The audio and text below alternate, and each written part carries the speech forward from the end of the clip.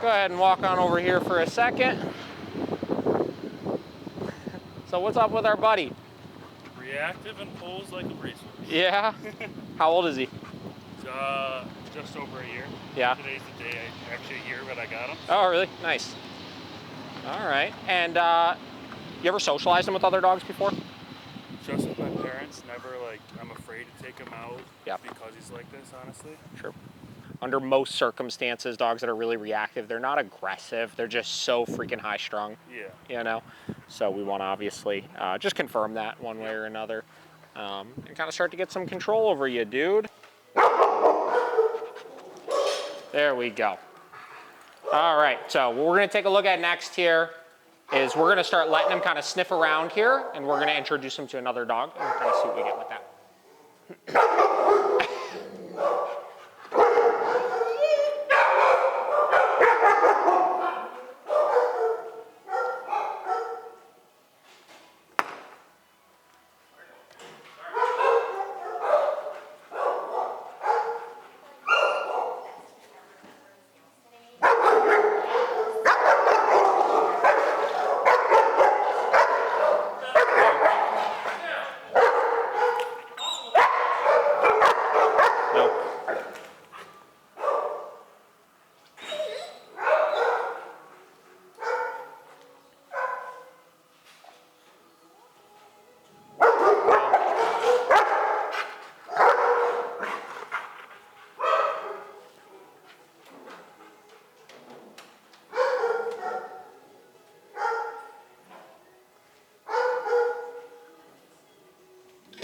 No.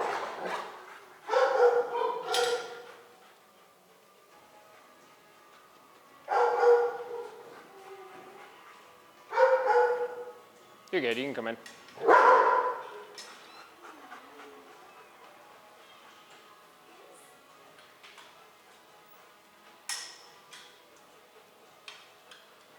Don't do it.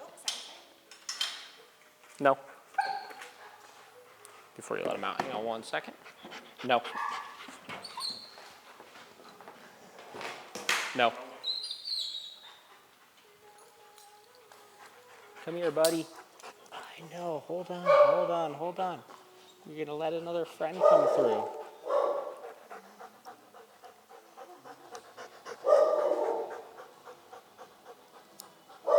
Come here, buddy.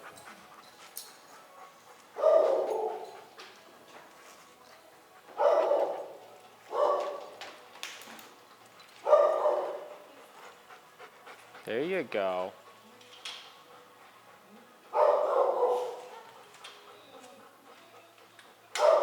Very good. Okay.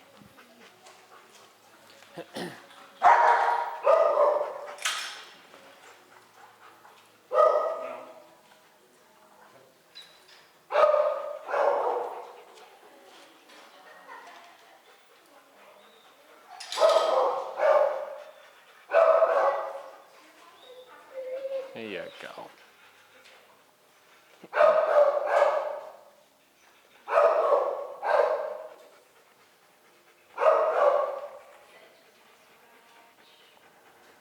So a lot of times, like you talked about, your like whole life with him right now is basically centered around needing to restrain him to some extent, right? Leashes in the house, obviously, stuff like that. So he's basically got all this pent up energy, which is exactly what we saw him just like unload on everything as soon as we let it off, which I'm okay with it to an extent initially, because it's kind of like telling him for the first time, like just let, you know, like let loose a little bit, right?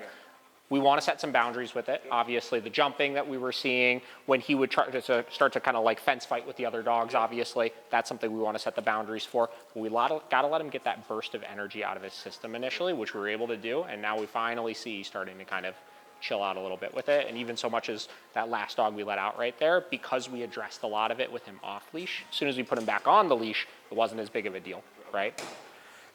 So we're kind of working in a cycle with some of this here, where we're kind of letting him get some energy out of his system, obviously, but setting boundaries with it to cap that energy in the first place. So we'll give him another minute or so here. Now that obviously we have him kind of stabilizing, calming down, we'll let him kind of sniff around a little bit more, explore, and then, like I said, we'll go ahead and introduce him to another dog and see what we get.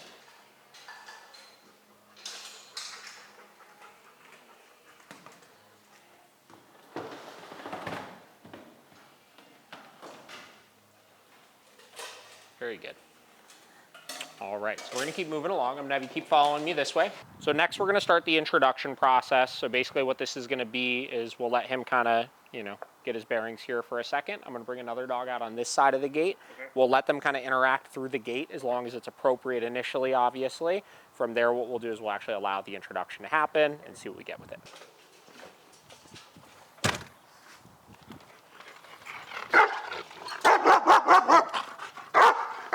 I know, they hear you.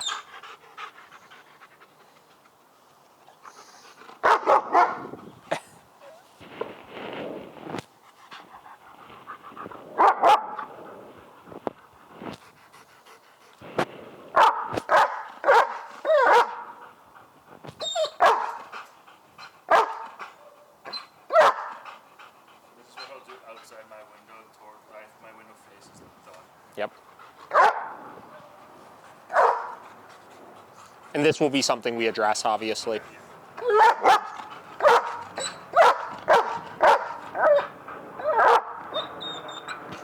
Will he start like jumping on the window and stuff at all, or? No, if anything, he'll sit on the couch and just kind of. Yeah. He won't like try to like jump off. Got it.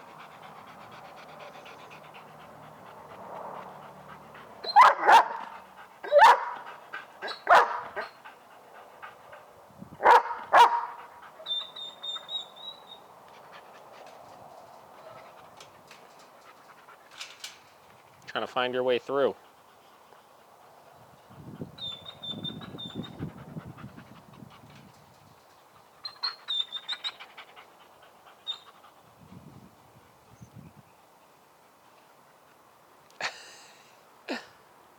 He said, "Did you get all that?"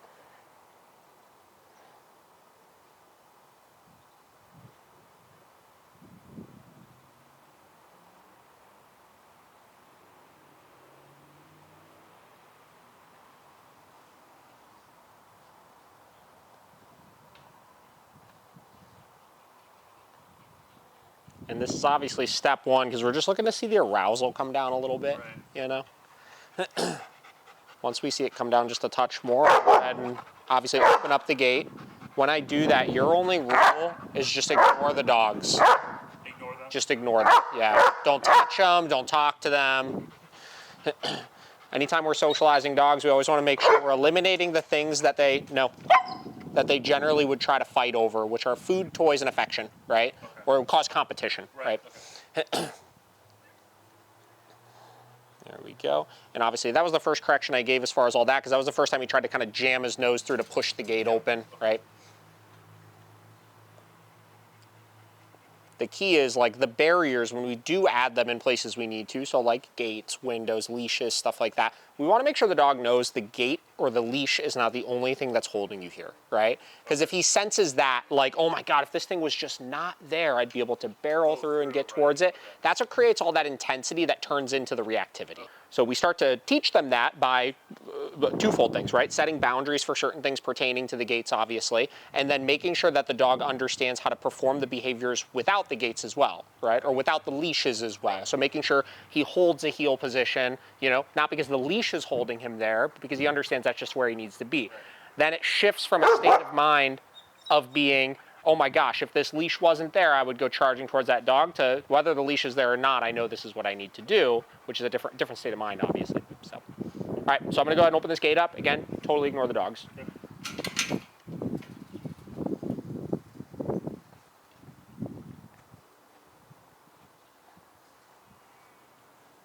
Of course, they all do it out of sight, you know?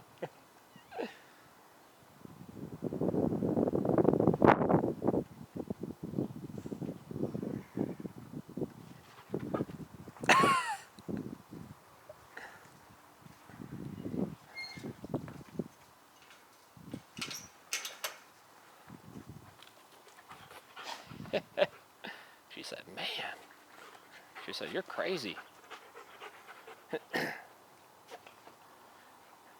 And this is like everything we're doing today, like I said, is kind of backwards to what we normally would do. Like a lot of times it's like, you know, we would start off by doing more obedience training and working in quieter environments and things like that. I could just tell just based on how he came out of the car, man, like he just needs to just get some of this out of his system. So we're expediting some of this a bit for a first session, but like I said, we're kind of getting good feedback as far as who he is, you know, and what he needs. So I know it's too much. Yeah, leave him be. And very appropriate for him to learn how to respect other dogs' cues as well. That's a very important part of this too, you know. That's the thing. He's coming in with just like all his energy, doing whatever he wants to do, barreling on top of the dogs and stuff. And as the other dogs start to set some boundaries with those types of things, that will help to balance him out as well. Okay.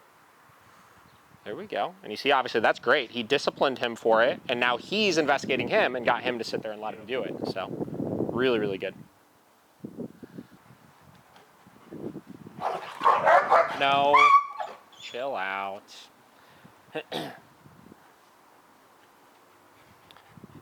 And then where our job is to step in social contexts like this is if one dog corrects the other and the other doesn't respect that cue, that's our job to step in. So the correction I just gave him right there was because after he corrected him, he got more intense back towards him, right? Which is awesome. He's doing well. And that's definitely like the thing I see at home too with the other two dogs. Yeah. Especially because the other one's even young, like a puppy. They always just play.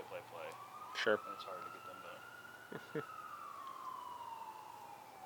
Yeah, like there's certain, like every dog responds different to different temperaments of dogs, right? And it's really important to recognize just because your dog may be super playful with one dog doesn't mean they're going to be super playful with all dogs, or that all dogs are going to like that same play, right? So it's up to us to teach the dog how to recognize those signs from other dogs as opposed to us need to micromanage it so much. A lot of trainers will get a little too crazy with like proactively setting all of the boundaries with the dog, which never gives them the ability to start actually playing. You know what I mean? Because they're constantly like, no, this dog might not like it. No, this dog might not like it. You're being too much here. You're being too much here. As opposed to let them interact and then assess it, right? Like this dog clearly was giving him signs. He said, this is too much. I don't want you coming at me with that intensity. And at that point, I want him to respond to that cue as opposed to me need to tell him. Right, so then when you tell him, you're basically kind of... I'm backing up what this guy's doing. Right. That's it. And then that's going to make him learn... Bingo. To stop when he hears that. Exactly, yes. We're teaching him to respond to the body language of other dogs, right? You know, it's interesting, like this dog right here, like she's a very confident player, obviously. We used her to assess a Rottweiler recently, and we did a video of it, and she's always like tail up, playful, like really energetic and stuff like that. And when this Rottweiler came at her, just something about the energy of like how this dog had, she looked like the most timid, scared, you know what I mean? Like totally polar opposite temperament. And that just goes to show that like everybody was like seeing the video like, oh my God, like this dog is like all traumatized. Why would you use this dog to try to get this dog out of the shell and stuff? It's like, well, she's not always like that. It's the energy that this dog is radiating that's just throwing her off the wrong way, you know? So again, as we were doing with him, we're doing with him of teaching them to respect those cues, right? If you're being too much for another dog, you have to learn to back off a little bit. Very good. All right, let me put these two away and then I'm gonna grab another dog.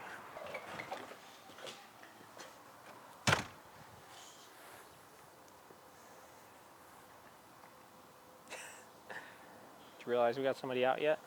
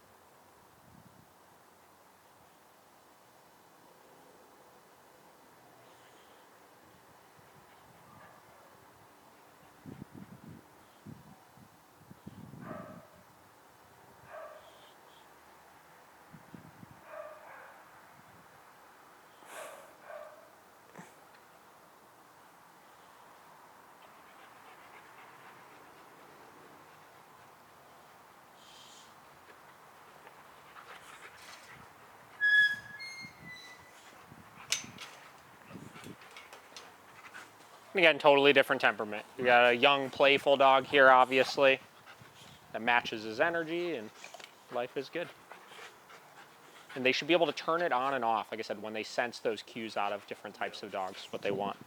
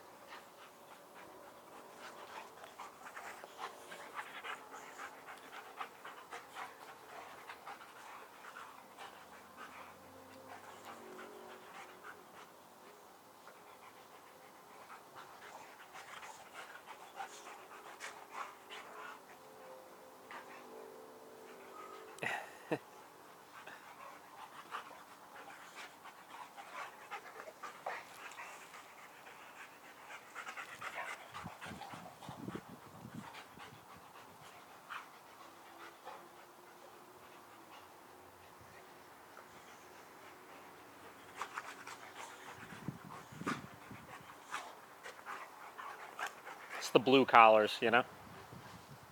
They knew. They said, you're pretty cool. You like the same stuff.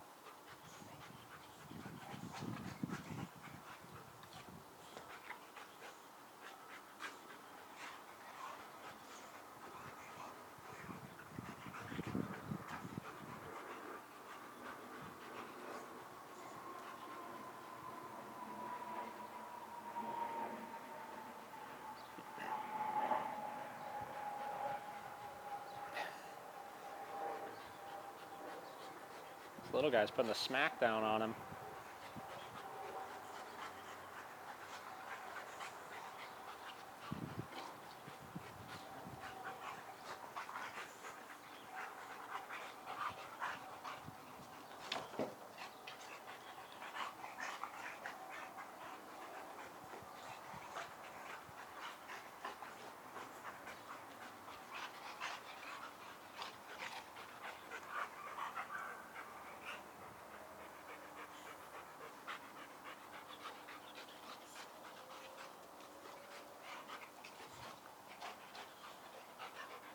You have any friends that have dogs that you know and trust?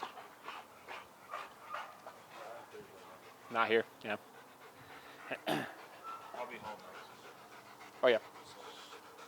You're from Buffalo?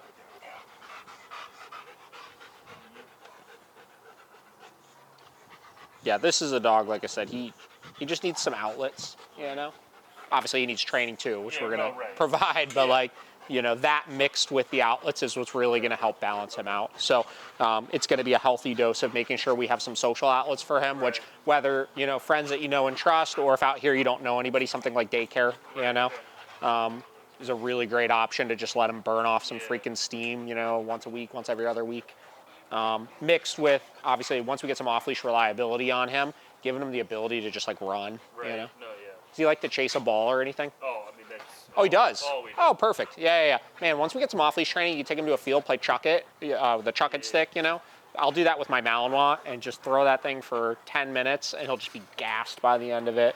I mean, that's all. I mean, I'll sit in the corner of the couch and he'll come Yeah. There's enough open space where I just... Yeah, be careful doing it in the house too much, right? Okay.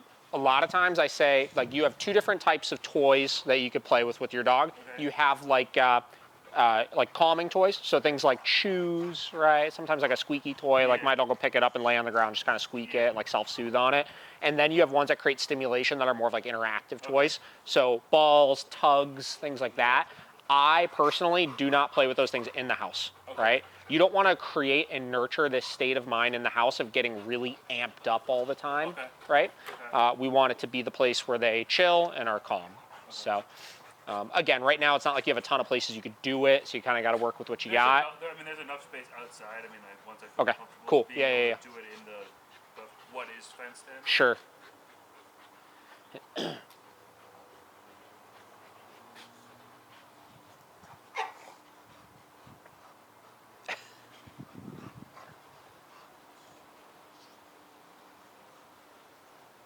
This dude's literally been playing all day and still has energy. It's crazy.